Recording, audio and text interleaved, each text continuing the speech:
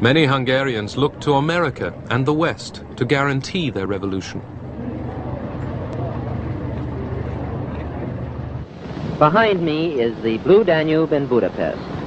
The scene is calm enough here, but the rest of this city is in a bloody turmoil. For more than a week, the Hungarian rebels have been attacking the signs of Soviet tyranny. It's become a platitude to say of a people that they've earned their freedom. But it's the only thing that can really be said of the Hungarians today. Whether they will be free is still in the issue. But if sheer guts can win freedom, they'll win. The West's attention was diverted by another crisis far from Europe. An extraordinary military venture was beginning in the Middle East. Egypt's Suez Canal was attacked by Britain, France, and Israel. America hadn't been consulted and was infuriated. So too were Hungarians. We went to interview the head of the resistance in Győr, which is the main town in Western Hungary. And he gave us an interview. And then he said, "You have wrecked, you the British, and of course the French, have wrecked our rising by starting a war in the Middle East. This will put the Russians in a position where they can in fact act with impunity because the world's eyes will be on the Middle East and not on Hungary." So they were angry.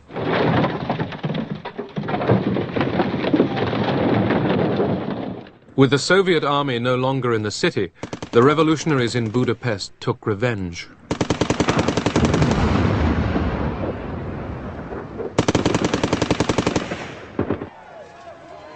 Communist Party offices were destroyed.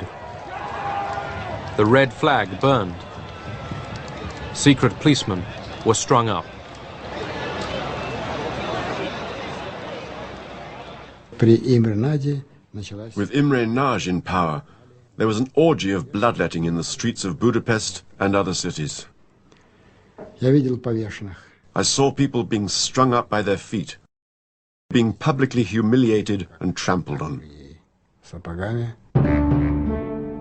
The Soviets sent more troops into Hungary. Prime Minister Nagy tried one last gamble. With Austria in mind, Nagy declared Hungarian neutrality and divorce from the Warsaw Pact. He hoped international pressure would stop the Soviets crushing the revolution. Imre Nagy's government was not a legitimate one. Therefore, any decision it took concerning the Warsaw Pact, which Hungary had joined according to its own laws, was, to put it mildly, invalid.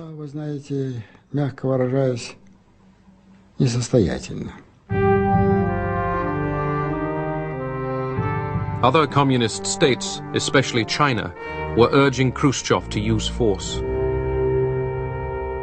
It was a very complicated decision to my father, as he told for 3 or 4 days. He talked with the Chinese, with other representatives, and one time they decided not to use force, then they told no, we have to use force, yes, no, yes, no. At last it was decision yes to use it. We were told to get ready to re-enter Budapest because the terror had started.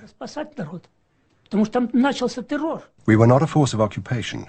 Instead, we were going in as saviors to protect the people from banditry and terrorism. We knew that the Americans might also enter the city from the west. We asked our divisional commander, could this mean war? He said, yes. This could be the beginning of World War III.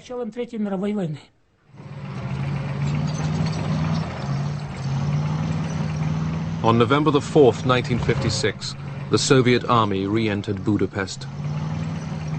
I called up Imre Nagy and I then told that, Mr. Prime Minister, all the signs we observed, the massive troop employment, the unrestricted shooting, now the attack against the final perimeter of Budapest, all of this suggests to me that we are in war with the Soviet Union. I recommend that you as Prime Minister state for the nation, for the world, that Hungary is in war with the Soviet Union due to the Soviet aggression.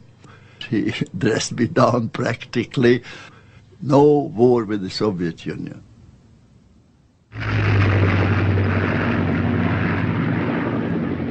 Khrushchev had ordered the attack after the Americans had let him understand that as far as Eisenhower was concerned, Hungary belonged in the Soviet sphere of influence.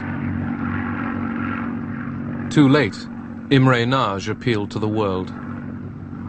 Nagy Imre beszél, a Magyar Népköztársaság minisztertanácsának elnöke. Ma hajnalban a szovjet csapatok támadást indítottak fővárosunk ellen, azzal a nyilvánvaló szándékkal, hogy megdöntsék a törvényes magyar demokratikus kormányt. The Hungarian fighters waited in vain for Western help. And the fact that if the West intervened, it ran the high risk of it generating a world war, really meant that we didn't want to see physical uprisings. And the policy, at least, was don't create any hopes on the part of the satellite countries that we will intervene. Radio Free Europe, and they were saying, hang on to 3 weeks, 3 more weeks. We come in, we help you. So we fight for the last bullet, the last drop of blood we was holding on to. And what happened was they was lying to us. Nobody came. The Hungarian Revolution was crushed. Thousands were killed in the fighting. Imre Nagy was executed.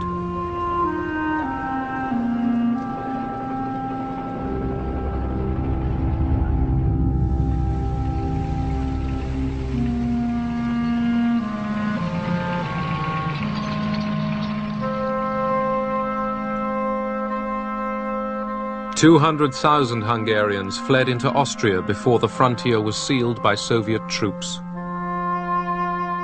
The millions who stayed behind in Hungary were prisoners.